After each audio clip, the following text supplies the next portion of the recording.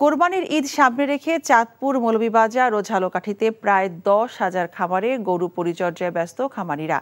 খামার ও পশুর হাট থেকে গরু কিনছেন ক্রেতারা।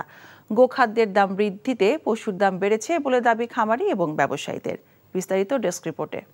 এই ঈদে কম খরচে বেশি আনন্দ উপায়। এখন যে কোনো উপায় এজেন্ট থেকে 25,000 টাকা ক্যাশ আউটে ইনস্ট্যান্ট 25 টাকা ক্যাশব্যাক। যত খুশি ততবার।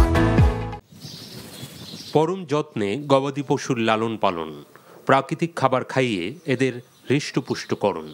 চাঁদপুরের 8 উপজেলায় 3,269টি খামারে গরু পরিচর্যায় ব্যস্ত খামারিরা। কেউ কৃষকের বাড়ি কিংবা খামারে ঘুরে যাচ্ছেন, কেউ পছন্দের পশুটি এখান থেকেও কিনে নিয়ে যাচ্ছেন। এখানে আমাদের কোনো ভেজাল খাবার নাই। এখানে আমাদের শুধু ন্যাচারাল খাবার দিয়ে গরুগুলো কোরবানির জন্য তৈরি করেছি। আমি মূলত গত সপ্তাহে আসছিলাম, এই সপ্তাহে আজকে আইসা 5টা গরু আমি বুকিং দিয়ে গেছি। এ জেলার বিভিন্ন স্থানে ইতিমধ্যে বসেছে কোরবানির পশুর হাট। ঈদের বেশ কয়েকদিন বাকি থাকায় পশু কেনার চেয়ে বেশিরভাগ ক্রেতাই অপেক্ষা করছেন আরও কয়েকদিন। কাঙ্ক্ষিত দাম না পেয়ে ব্যবসায়ীরাও সহজে ছাড়ছেন না আদরের পশুটি। এখন দাম তো চলতেছে, এখন খাদ্য যেই দাম, এই কারণে আমাদের দামের সাথে গরুর সাথে কোনো মিলতেছে না, কস্টিং খরচটা বেশি। গরু যে হারে আমরা খাওয়াইছি বা গরু বড় করছি, ওই হারে দাম পাচ্ছি না আর কি। আমরা ভালো দামের আশায় ক্রেতাদের আকৃষ্ট করতে গবাদি পশুর নিবিড় পরিচর্যা খামারিদের। মৌলভীবাজারে 5,369টি খামারে এ কর্মযজ্ঞ।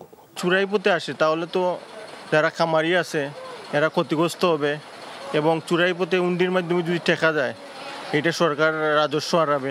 খামারের যে খাদ্য দামটা আবার অন্যান্য বার থেকে কিছু বেড়ে গেছে। তবে খামারিদের রয়েছে চোরাই পথে পাশের দেশ থেকে পশু ঢুকে পড়ার শঙ্কাও। মন্ত্রী এবং সচিব মহোদয়ের নির্দেশে আন্তঃমন্ত্রণালয় বৈঠক হয়েছে। সেখানে আইনশৃঙ্খলা বাহিনী, বিজিবি সহ যারা সীমান্ত রক্ষী বাহিনী আছেন তাদের মাধ্যমে মেসেজ হচ্ছে যে ভারত থেকে বা বিদেশ থেকে যাতে কোনো গরু বাংলাদেশে প্রবেশ করতে না পারে। ঝালকাঠিতে 716টি খামারে প্রস্তুত করা হচ্ছে গবাদি পশু। খামারিদের দাবি, নির্ভেজাল খাবার দিয়ে চলছে বিভিন্ন জাতের গরুর মোটাতাজাকরণ। খামারিরা জানান, সরকারি পৃষ্ঠপোষকতা পেলে আরও বড় পরিসরে গড়ে উঠবে খামার। ক্রেতার চাহিদা মেটানোর পাশাপাশি বেকারত্ব দূরীকরণেও ভূমিকা রাখবে এসব খামার। শওকত করিম, NTV নিউজ ডেস্ক।